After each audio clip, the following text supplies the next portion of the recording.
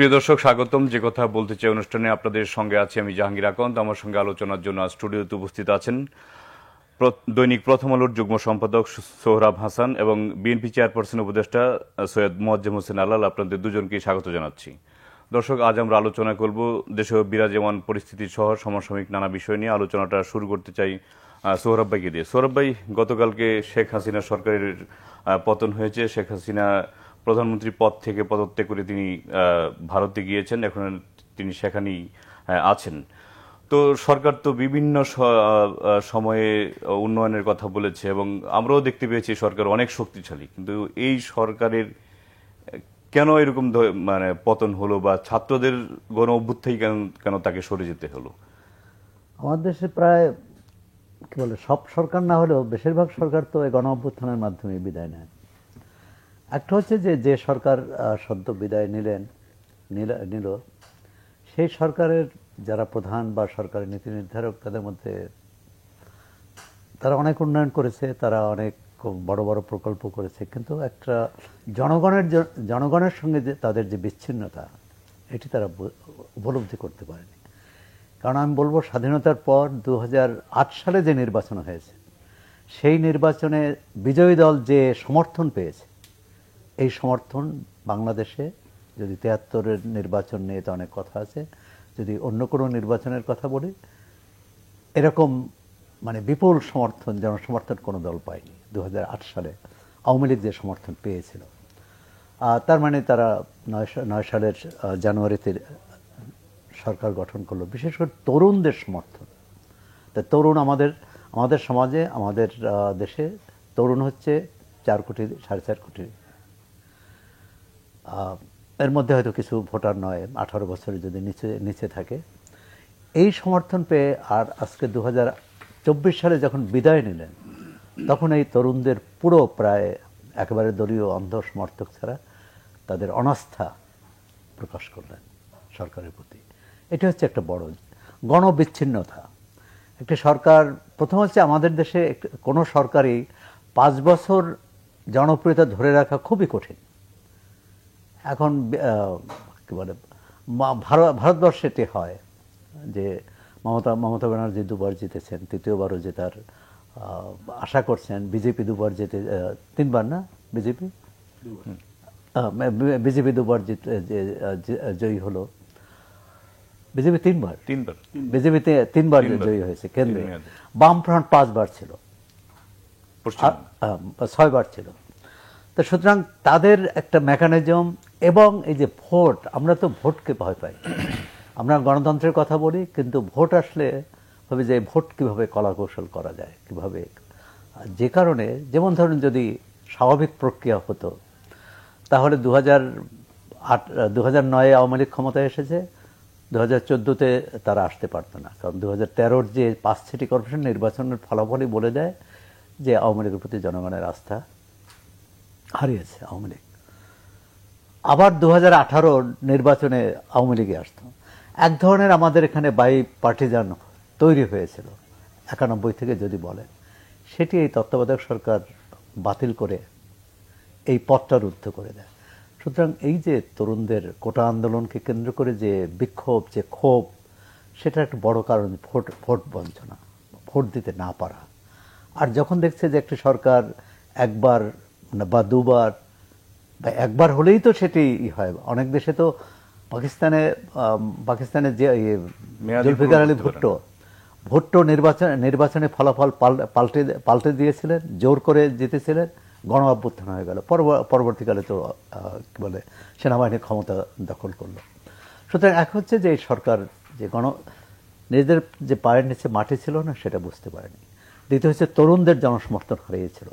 আরেকটি হচ্ছে যে তার যে সমর্থক বলয় তৈরি করেছে আওয়ামী লীগ, ছাত্রলীগ, যুবলীগ, সেই বলয়ে যে বৃহত্তর জনগণ থেকে বিচ্ছিন্ন, এবং তাদের আচরণ, তাদের কর্মকাণ্ড, বিশেষ করে বিশ্ববিদ্যালয় হলগুলোতে, বাইরে ধরেন কারো বাড়িতে সবাই এটা উপলব্ধি করে না বা সবাই ভুক্তভোগী না, কিন্তু যখন হলে থাকে, বিশ্ববিদ্যালয়ের একটা ক্যাম্পাসে, প্রত্যেকের তার যে মানে মর্যাদা, তার যে অধিকার, সেটা যখন ক্ষুণ্ণ হয়, এবং বিশ্ববিদ্যালয়ের শিক্ষার্থী এতে স্বাভাবিকভাবে তারা এটি মারাত্মকভাবে আহত হয়েছে। কিন্তু আমাদের শিক্ষা, এই যে আলাল ভাই আছেন, ভবিষ্যতে যে তারা ক্ষমতায় আসেন, তারা যাতে এই শিক্ষার্থীদের ভোটের অধিকার থেকে বঞ্চিত না করে। জাতীয় ভোট না, বিশ্ববিদ্যালয়ের ছাত্র সংসদ দেখুন, দুই দলেই তরুণ নেতৃত্ব নেই।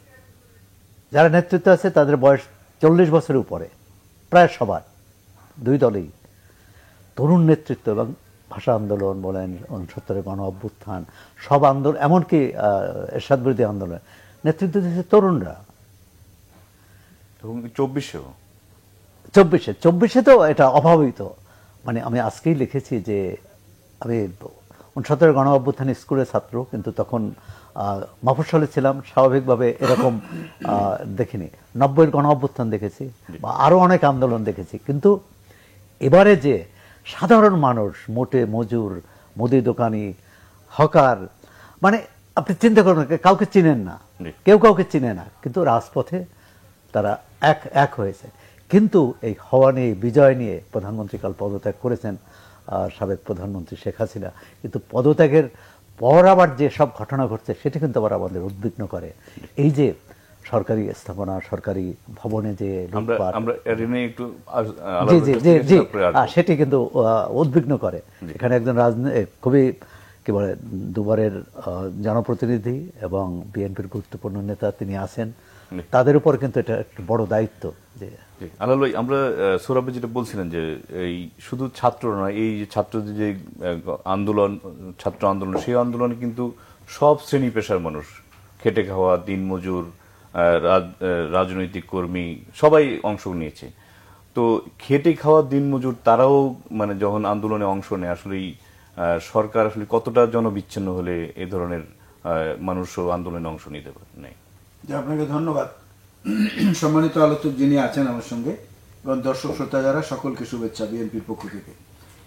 আমার এ ব্যাপারে কথা খুব মানে সরাসরি, সেটা হচ্ছে যে এরা অংশগ্রহণ কেন করেছে এটার উত্তরটা আপনাদেরই খবরে আজকে দেখেছি যে 400 টাকার মরিচ একদিনের মাথায় 100 টাকা আজকে বাজারে, এবং অন্যান্য সবজির দাম কমে অর্ধেকেরও কম হয়ে গেছে। কারণটা কি?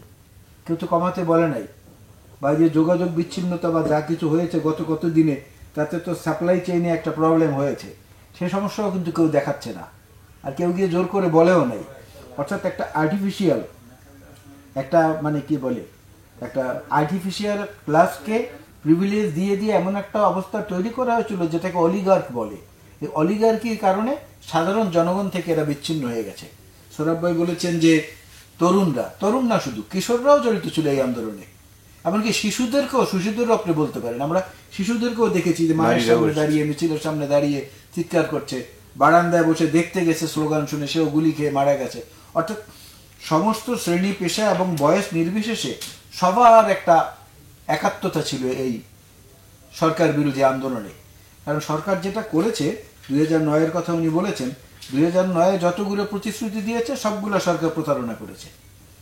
আমি প্রতারণা শব্দটাই ব্যবহার করতে চাই। প্রতারণা করেছে এই কারণে, বলেছিল 10 টাকা কেজি চাল দেব, দিতে পারে নাই, প্রতারণা। কিন্তু সেটা স্বীকার করে না, বলেছেন আমরা বলি নাই।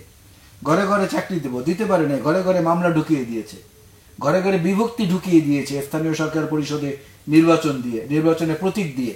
আমরা বারবার নিষেধ করেছিলাম। সমাজটাকে এমনভাবে বিভক্ত করেছে, উপনিবেশিক শাসন আমলে ব্রিটিশ বা পাকিস্তান যেভাবে শাসন করত, দুইটা শ্রেণীতে বিভক্ত করো, সেইভাবে দুইটা শ্রেণীকে ইচ্ছেকৃতও বিভক্ত করছে। 53 বছর পরে এসে 71-এর পরে যারা জন্ম নিয়েছে তাদেরকেও রাজাকার বলা হচ্ছে। কি কারণে? শুধুমাত্র ক্ষমতাটাকে জোর করে ধরে রাখার জন্য। এটা আওয়ামী লীগের একটা ঐতিহ্য। আওয়ামী লীগ দেখবেন তাদের জন্মের পর থেকে এখন পর্যন্ত নাম পরিবর্তন করেছে 4 বার। পাকিস্তান আওয়ামী লীগ, পূর্ব পাকিস্তান আওয়ামী লীগ, তারপরে আওয়ামী মুসলিম লীগ, তারপরে পূর্ব পাকিস্তান আওয়ামী মুসলিম লীগ, তারপরে আওয়ামী লীগ থেকে বাকশাল থেকে আবার আওয়ামী লীগ। এই যে মানে নিজেদের নামের এত পরিবর্তনের মধ্যে থেকেই বোঝা যায় যে তাদের বৈশিষ্ট্যটা কি। তাদের জন্ম তারিখটা দেখেন আপনি, 23শে জুন। এই 23শে জুন হলো পলাশীর প্রান্তরে 1757 সালে যে সিরাজদৌলের কাছ থেকে যে স্বাধীনতার সূর্য ছিনিয়ে নেওয়া হয়েছিল ষড়যন্ত্র এবং যুদ্ধের মাধ্যমে, সেই 23শে জুনে আওয়ামী লীগের জন্ম। সুতরাং এরা মুখে মুখে মুক্তিযুদ্ধের চেতনার কথা বলে বলে মানুষকে মোহাবিষ্ট করে রেখে নিজেদের সমস্ত স্বার্থ উদ্ধার করেছে, যে কারণে মানুষের যে ক্ষোভ, এটা সকল পেশার মানুষকে আঘাত করেছে বলেই তারা আজকে রাস্তায় নেমেছিল এবং নেমে তারা বিজয় অর্জন করেছে। এখন এই বিজয়টা যত আনা যে পরিমাণ কষ্ট, তার চেয়ে অনেক বেশি আত্মত্যাগ এবং কষ্টের ব্যাপারে এটাকে ধরে রাখা, সেই ব্যাপারটা সচেতনতা প্রয়োজন এই মুহূর্তে। আমরা একটু বিরতি নিয়ে আসি। প্রিয় দর্শক, নিচ্ছি ছোট্ট একটি বিরতি, সঙ্গেই থাকুন, ফিরছি কিছুক্ষণ পর।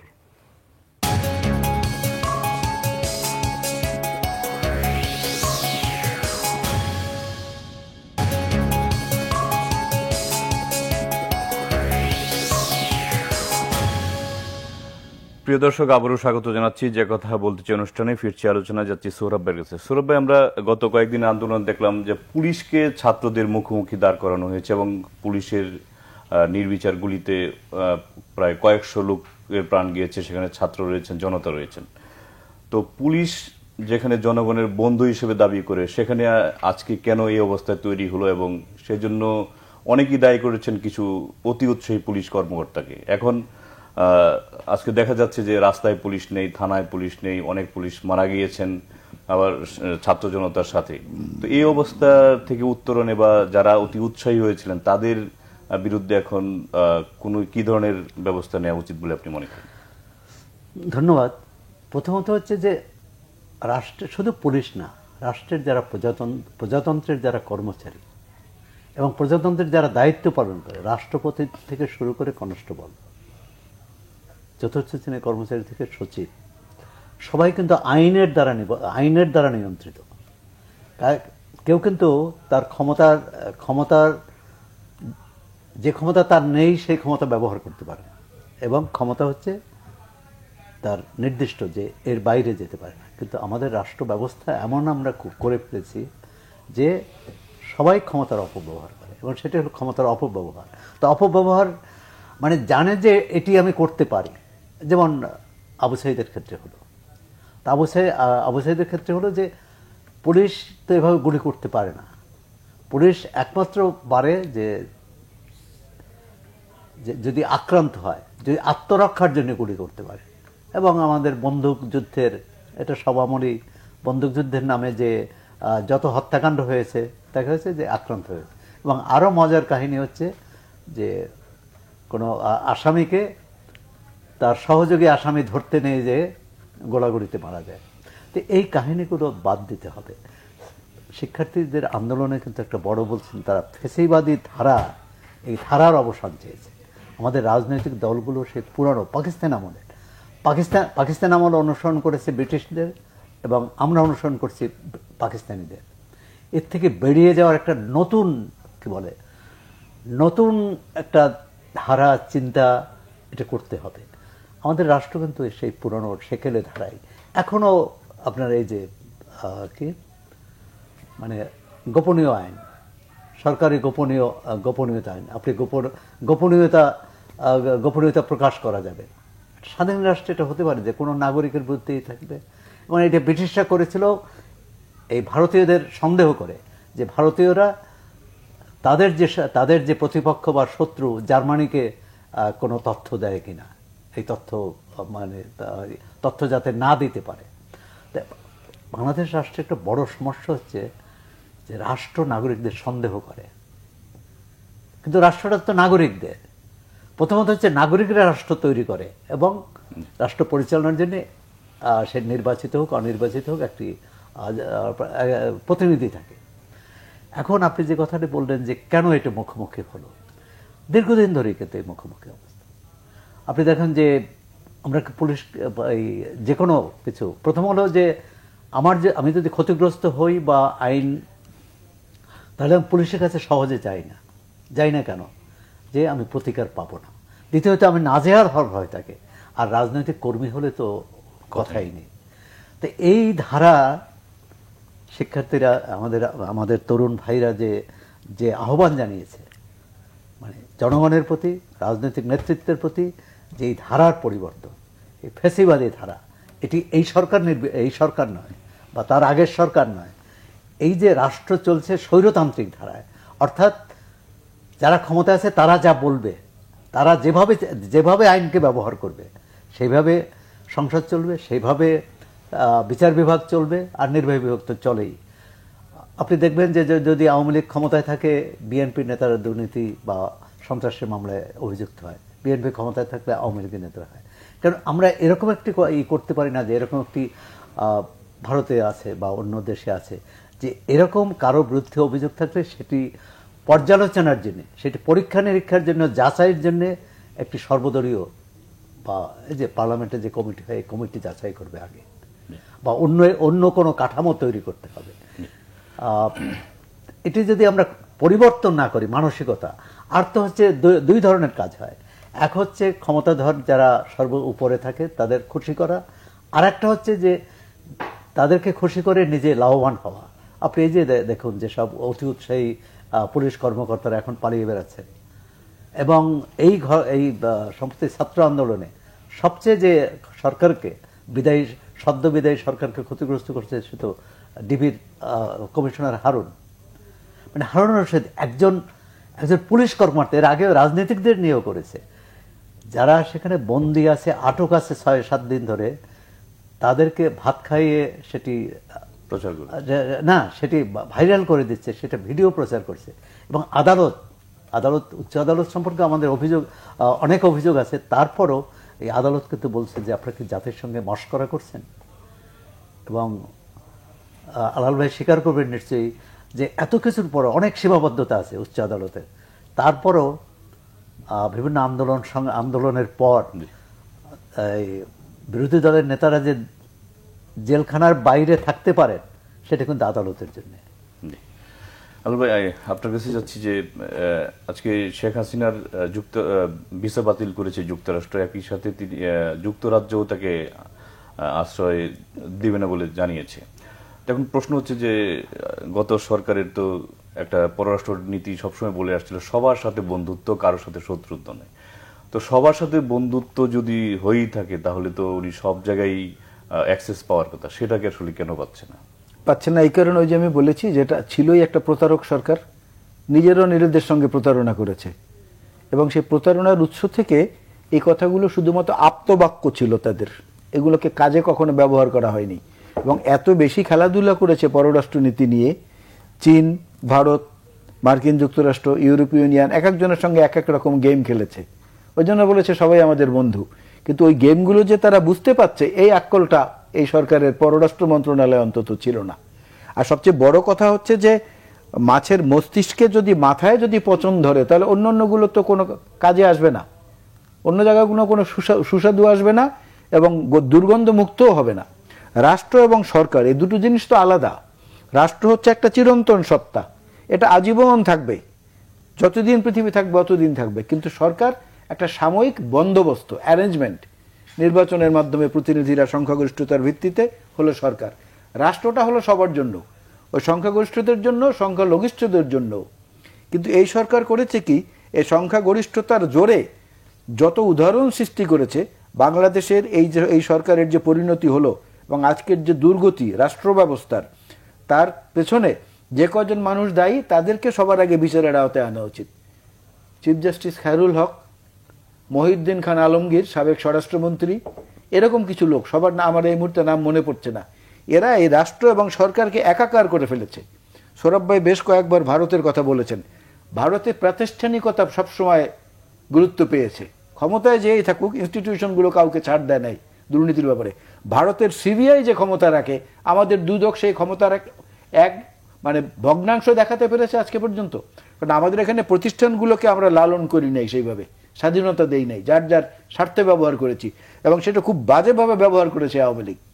আপনাদের মনে আছে জিয়াউর রহমানের খাল কাটার উপরে থিসিস লিখে ডক্টরেট প্রাপ্ত মহিউদ্দিন খান আলমগীর, সে পুলিশ লাইনে পুলিশ পদক বিতরণের সময় সাংবাদিকদের প্রশ্নের উত্তরে বলল যে হ্যাঁ, চিফ হুইপ জয়নুল আবেদিনকে পেটাতে পেরেছে, এই পুরস্কার হিসাবে হারুনকে পদক দেওয়া হয়েছে।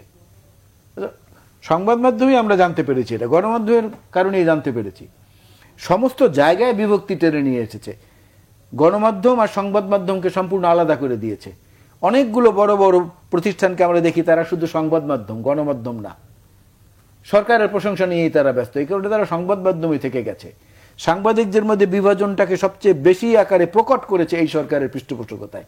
মানে প্রত্যেকটা প্রতিষ্ঠানকে এমনভাবে কলঙ্কিত করেছে যে একটা আপনার পলিটিক্যাল ফিলোসফিতে একটা কথা আছে যে কোনো দেশে যদি গণতন্ত্র নিজেই অসুস্থ হয়ে পড়ে তাহলে সেখানে অন্য কোনো প্রতিষ্ঠান কাজ করে না।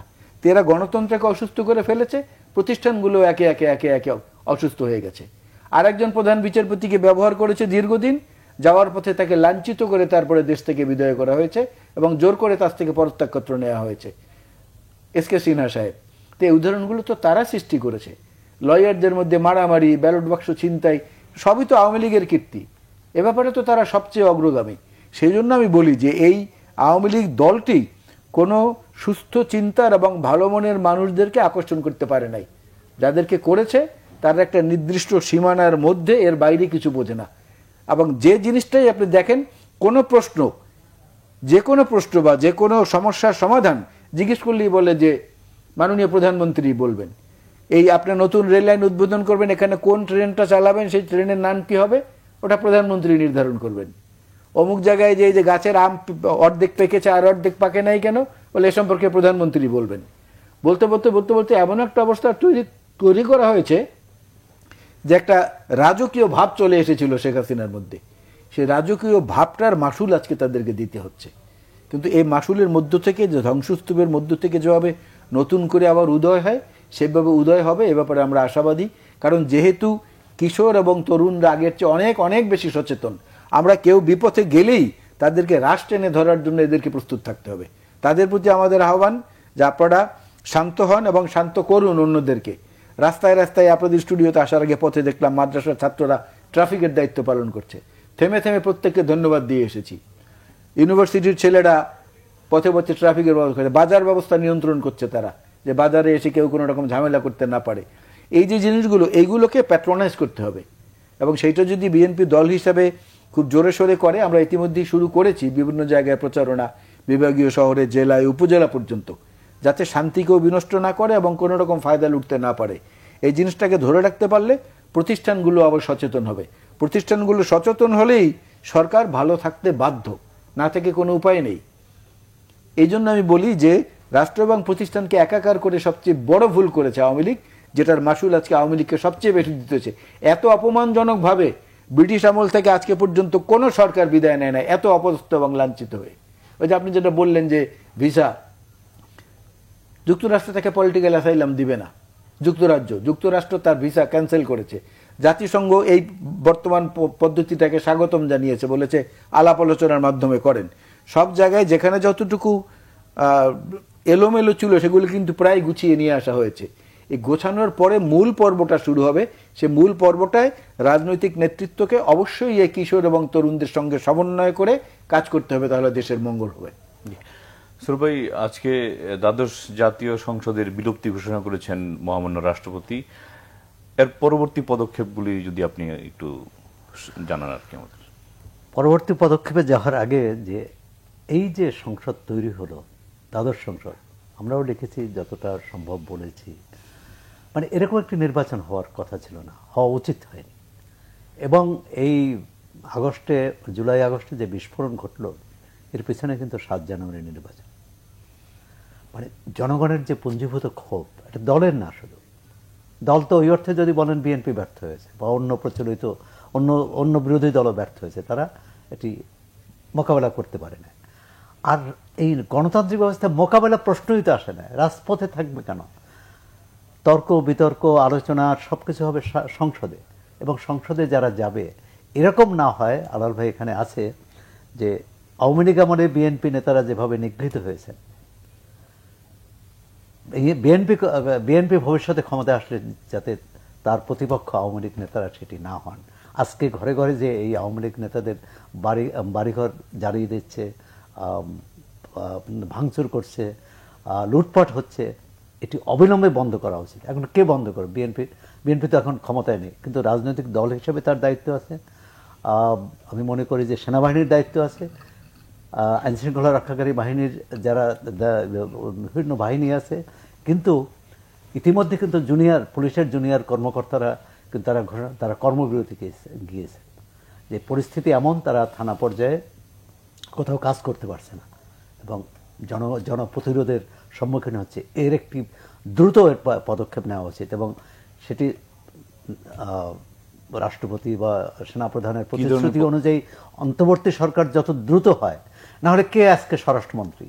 মানে একজন তো দায়িত্ব দিতে হবে, যে একজন তো নির্দেশ দিতে হবে যে কে কোন এটা পালন করবে, কে থানার এই লুটপাট বন্ধ করবে, কে আপনার বাড়িঘরে আগুন দেওয়া এটা বন্ধ করবে।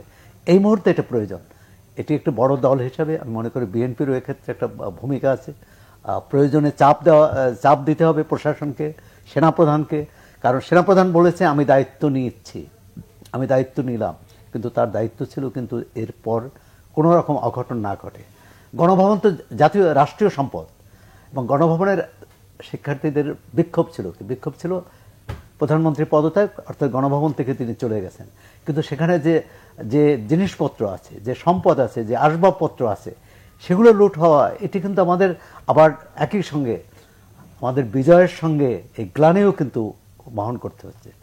যে কেন নেবে মানুষ, যে একটা এটা তো রাষ্ট্রীয় সম্পদ যদি হয় বা অন্যেরই সম্পদ, বা তিনি কিন্তু সেটা নিজের ঘরে নিয়ে যাবে, লুট করে নিয়ে যাবে এই বালিশ তোষক থেকে শুরু করে মুরগি পর্যন্ত।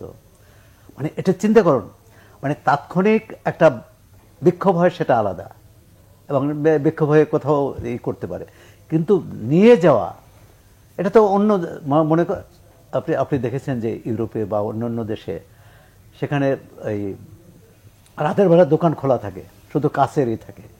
অথবা আমি দিল্লিতে দেখেন হাজার হাজার গাড়ি রাস্তায় পড়ে থাকে। আমাদের এখানে চিন্তা করা যায় যে গাড়ি তিনবার মানে এসে কলাপসিক্যাল গেট দেওয়ার পর তারপরও দেখতে হয় যে তালা তিনটে মারা হয়েছে কিনা।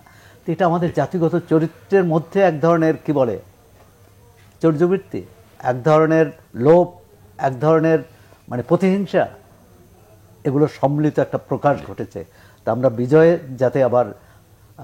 যাতে আবার কি বলে বিজয়ের গৌরব যাতে গ্লানিতে পরিণত হয়, অবিলম্বে এটি বন্ধ করতে হবে। কারণ আমি বাংলা ভিশনের যেসব খবর দেখলাম বিভিন্ন থেকে, একটি ভবন, সেই ভবনটা অধিগ্রহণ করতে পারে আওয়ামী লীগ নেতার একটি ভবনে আগুন দিয়ে, হোটেল সম্ভবত, আগুন দিয়ে 28 জন মানুষ মারা গেছে যশোরে। মানে এই লোক তার বিচারে তার ফাঁসি হতে পারে, ওইটা রাষ্ট্র অধিগ্রহণ করতে পারে। জনতা ভবন তো আদালতের রায় রাষ্ট্র অধিগ্রহণ করেছে, কিন্তু 28 জন মানুষকে, এবং তার মধ্যে আন্দোলনকারী ছিলেন 3 জন না 4 জন। মানে ভয়াবহ অবস্থা। আমরা গতকাল প্রধানমন্ত্রীর পদত্যাগ পর্যন্ত কিন্তু একটা পর্ব, তার দায় আওয়ামী লীগের বা ওই সরকারের, কিন্তু এর পরের দায় কিন্তু আওয়ামী লীগ বা ওই আওয়ামী লীগ সরকারের উপর দেওয়া যাবে না। আলু ভাই, অনেকগুলি প্রশ্ন সৌরভে তুলেছেন যে গণভবনে কালকে অনেক উৎসুক জনতা গিয়েছে এবং সেখান থেকে জিনিসপত্র নিয়ে গিয়েছে, তো এটা আসলে কতটা শোভনীয়? বা না, শোভনীয় তো নয়, কিন্তু একটু বাস্তবমুখী হলে আমাদের ভালো হয়। যে জিনিসগুলো হচ্ছে একবারেই কিন্তু হয়ে যাচ্ছে, দ্বিতীয়বার কিন্তু সেই ঘটনার পুনরাবৃত্তি আর একই জায়গায় বা কাছাকাছি কোথাও হচ্ছে না। আমাদের মনে আছে যে মুক্তিযুদ্ধের পরপর, স্বাধীনতা পরপর প্রথম বাংলাদেশে মানুষ পিটিয়ে মারার যে হত্যাকাণ্ডটি সংঘটিত হয়েছিল, সেটা হয়েছিল জাতীয় নেতা শেখ মুজিবের বাড়ির সামনে 32 নম্বর ধানমন্ডিতে। একটা বিহারি আওয়ামী লীগ করে, ইব্রাহিম তার নাম, তাকে ওখানে পিটিয়ে মেরে ফেলা হয়েছিল, এবং সেটা 16ই ডিসেম্বরে।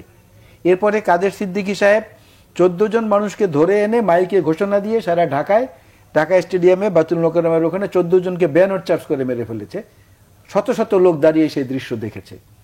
শেখ মুজিবুর রহমান সাহেব টাঙ্গাইলে যাচ্ছেন, কাদের সিদ্দিকীর কাছ থেকে অস্ত্র সমর্পণ করবেন, এবং কাদেরিয়া বাহিনীর কাছ থেকে।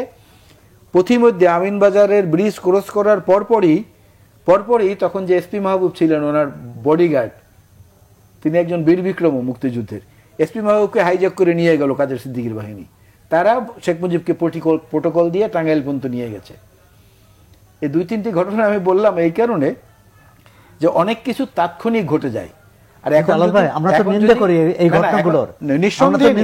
নিঃসন্দেহে নিন্দা করি, কিন্তু এখন যদি ওই ফরম্যাটটা থাকতো, যেটা আপনি একটু আগে বলেছেন, যে এখন যদি সেই ইন্টারিয়াম গভর্নমেন্টটা ফর্ম হয়ে যেত, তাহলে তো আমরা ধরতে পারতাম। এখন হচ্ছে কি, বিএনপির নেতারা যাচ্ছে, আপনি বাংলা ভিশনে নিশ্চয়ই দেখেছেন এই খবরের সঙ্গে, বিএনপির নেতৃবৃন্দ থানায় যাচ্ছে, থানা পরিদর্শন করছে, তারপরে সে ক্ষতিগ্রস্ত জায়গাগুলোতে যাচ্ছে, উদাত্ত আহ্বান জানাচ্ছে আমাদের ভারপ্রাপ্ত চেয়ারম্যান দেশনেত্রী বেগম খালেদা জিয়া মেসেজ দিয়েছেন, মহাসচিব প্রতিদিন বলছেন, স্থায়ী কমিটির সভা থেকে বলা হচ্ছে, আমি ব্যক্তিগতভাবে শারীরিকভাবে ঘুরে ঘুরে কয়েকটি জায়গায় আগুন দেওয়ার ব্যাপারটা ঠেকিয়েছি, একটা হাসপাতালে পর্যন্ত আক্রমণ করার সেই জিনিসটা ঠেকিয়েছি।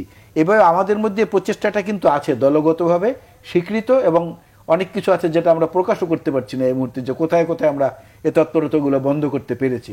কিন্তু বিষয়টা হচ্ছে, ওই যে বললাম যে ইনস্টিটিউশন যেহেতু দুর্বল হয়ে গেছে, সেইখানে মানুষ দেখেছে যে হ্যাঁ এর মাধ্যমে তাৎক্ষণিকভাবে কিছু একটা করা যায়। কিন্তু অবশ্যই এই কাজগুলো নিন্দনীয়, এতে কোনো সন্দেহ নেই। এবং এদেরকে যে ভিডিও ফুটেজ বা অন্য অন্য কথা বলা হয়, সেই জিনিসের মাধ্যমে যদি শনাক্ত করা যায়, অবশ্যই বিচারের মাধ্যমে তাদেরকে বুঝিয়ে দিতে হবে যে না, এই কাজগুলো সঠিক হয়নি, নিন্দনীয় তো অবশ্যই, এবং এইগুলোর বিচারের ব্যবস্থাও করতে হবে। সৌরভ ভাই, আজকে বৈষম্য বিরোধী ছাত্র আন্দোলনের নেতারা অন্তর্বর্তীকালীন সরকারের প্রধান হিসেবে ডক্টর মোহাম্মদ ইউনূসের নাম তারা প্রস্তাব করেছেন, তো আপনি বিষয়টিকে কিভাবে দেখছেন? না, এবং উনি সম্মতিও দিয়েছেন। আমি গণমাধ্যমে দেখলাম যে সম্মতিও দিয়েছেন। তিনি বলেছেন যে শিক্ষার্থীরা এত ত্যাগ স্বীকার করেছে, এত প্রাণহানি ঘটেছে, তাতে আমারও দায়িত্ব, আমারও কিছু দায়িত্ব পালন করা উচিত বলে মনে করি। তার মানে দেশে মধ্যে না, তিনি বাইরে থেকেই শিক্ষার্থীরা যোগাযোগ করেছেন, আন্দোলনকারীরা। এখন এই মুহূর্তে বাংলাদেশের যে অবস্থা, তাতে এই ধরনের একজন ব্যক্তি প্রয়োজন বলে মনে করি এখন। এবং তার অন্য দিক থেকেও এই আন্দোলন নিয়ে তো নানা রকম আছে যে এর পিছনে কারা আছে। তো ইউনূস সাহেব থাকলে ব্যক্তিগতভাবে কেউ তাকে পছন্দ করতে পারে, অপছন্দ করতে পারেন, কিন্তু এটা বলবেন না যে তিনি অমুক শিবিরের লোক বা অমুক দলের লোক, বা তিনি মৌলবাদী, বা তিনি কি বলে তিনি অমুকপন্থী, হ্যাঁ বা না, তিনি তো মুক্তিযোদ্ধাই। তিনি যুক্তরাষ্ট্রে ছিলেন 71-এ, এবং তিনি মুক্তিযুদ্ধে সাহসী ভূমিকা পালন করেছেন। বাংলাদেশ নিউজ লেটার বের করেছেন সেখান থেকে। আমি মনে করি যে তিনি যত দ্রুত এসে দায়িত্ব নেন, এবং তিনি একা তো পারবেন না। অন্তর্বর্তী সরকারের যেসব নাম শোনা যাচ্ছে যে তারা রাজনৈতিক দলের কেউ থাকবেন না, সেটা থাকবেন। কিন্তু ডক্টর মোহাম্মদ ইউনূসকে তো সদ্য সাবেক সরকার, তার বিরুদ্ধে মামলা হয়েছিল এই সরকারের আমলে, এবং সাজাও হয়েছে। তো সেক্ষেত্রে আইনি প্রক্রিয়া কি হবে? আইনি প্রক্রিয়া, তার মধ্যে তার ভিতরে যে সাজা হয়েছে একটি মামলা, ওইটা আবার জামিনে আছেন, এবং ওইটা বিচারাধীন, মানে আপিল করা আছে। আর যেটা হচ্ছে তাকে টাকা দিয়ে, একবার কিন্তু তিনি টাকা দিয়ে দিয়েছেন, যে শ্রমিকদের যে পাওনা টাকা। আরেকটা হচ্ছে তাকে কর, মানে আরেকটি এসে তাকে পাওনা কর দেওয়ার কথা বলছে। এটি সব মীমাংসা করা আমি মনে করি কঠিন না।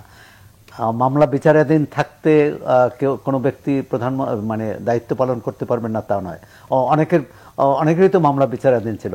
আমাদের সদ্য বিদায়ী প্রধানমন্ত্রী যখন দায়িত্ব নিলেন, তখনই তো তার সব মামলাগুলো চলে যায়নি, মামলা চলে গেছে পরে। হ্যাঁ, সুতরাং সেটি সমস্যা না। সমস্যা হবে ইউনূস সাহেবের জন্য যেটি বড় কঠিন চ্যালেঞ্জ হবে।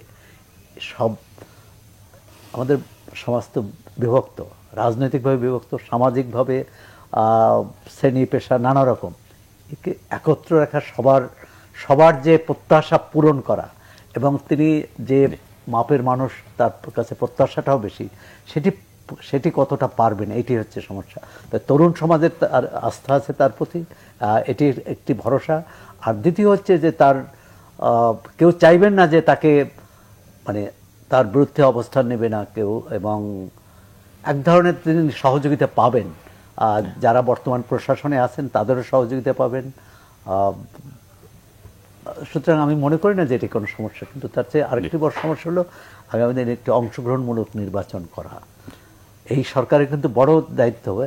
সাময়িক এই বর্তমান সমস্যাগুলো সমাধান তো তাকে করতেই হবে। এই লুটপাট, আগুন দেয়, এগুলো করতে হবে। কেউ যাতে, বিদায়ী সরকারের কেউ যাতে অন্যায়ভাবে নির্যাতনের শিকার না হয়, হয়রানির শিকার না হয়, এটি একটি। আবার সবাইকে নিয়ে নির্বাচনটি করতে হবে, না হলে কিন্তু আবার 7 জানুয়ারির মতো তো নির্বাচন আমরা চাই না।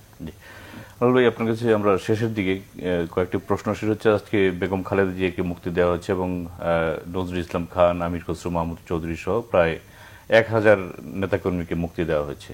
একই সাথে কথিত আয়নাঘর থেকে অবসরপ্রাপ্ত ব্রিগেডিয়ার জেনারেল আজমি সহ আর কয়েকজনকে মুক্তি পেয়েছেন। তো এই বিষয়ে আপনার মন্তব্য শুনতে চাই। না, মন্তব্য ঠিকই আছে। ওই যে বললাম যে বিচারের নামে যদি অবিচার হয়, তাহলে সেটা তো একসময় বিচার সঠিক বিচারে ফেরত আনতে হবে। তার উদাহরণ হচ্ছে এইগুলো। দেশনেত্রী বেগম খালেদা জিয়ার উপরে এমপ্যাথি নাই এরকম লোক বাংলাদেশে খুব কম আছে, হাতে গোনা কিছু কিছু মানুষ আছে। সবাই এটাতে খুশি হয়েছে আমি মনে করি। আর শুধু বিএনপি তো না, আওয়ামী ঘরানার এবং আওয়ামী লীগের সঙ্গে আত্মীয়তার সম্পর্কে এরকম নেতারাও মুক্তি পেয়েছে। তারপরে এই কোটা আন্দোলন প্রথম যাদেরকে দিয়ে শুরু হয়েছিল তারাও অনেকে বন্দী হয়েছিলেন, তারাও মুক্তি পেয়েছে। বিএনপির নেতৃবৃন্দ তো আছেই, তারা তো সংখ্যাগরিষ্ঠই এখন জেলখানার ভেতরে আছে। একটা জিনিস হচ্ছে কি, মানুষ বাইরের জিনিসটা বেশি প্রচারিত হয় মানুষের মুখে মুখে, কিন্তু ভেতরে পর্দার ভেতরে যারা থাকে, এই যে ক্যামেরা চলছে আপনার এখানে, ক্যামেরার পেছনে যারা আছেন, যাদেরকে দর্শকরা দেখতে পাচ্ছে না, এদেরও কিন্তু একটা ইতিহাস আছে। কিন্তু সেটাকে ধারণ করার ক্ষমতা আমাদের আছে কিনা সেটা হইল বিষয়। সবাই তাজমহল নিয়ে সারা পৃথিবীতে আলোচনা করে, একসময় সপ্তম আশ্চর্যের একটি ছিল ওইটা। কিন্তু এই তাজমহলের পেছনের যে মর্মান্তিক ইতিহাসটা, এটা কিন্তু অনেকে বলে না। মমতাজ বেগম ছিল সম্রাট শাহজাহানের 7 জন স্ত্রীর মধ্যে 4 নম্বর স্ত্রী, এবং মমতাজকে মারার জন্য তার স্বামীকে সম্রাট শাহজাহান হত্যা করেছিলেন। মমতাজ তার 14 নম্বর সন্তান প্রসবের সময় মৃত্যুবরণ করেছে, এবং মমতাজের মৃত্যুর পরে সম্রাট শাহজাহান আবার মমতাজের বোনকে বিয়ে করেছে। এই নির্মম ইতিহাসটা কেউ জানে না, সবাই সৌধটাই শুধু দেখে।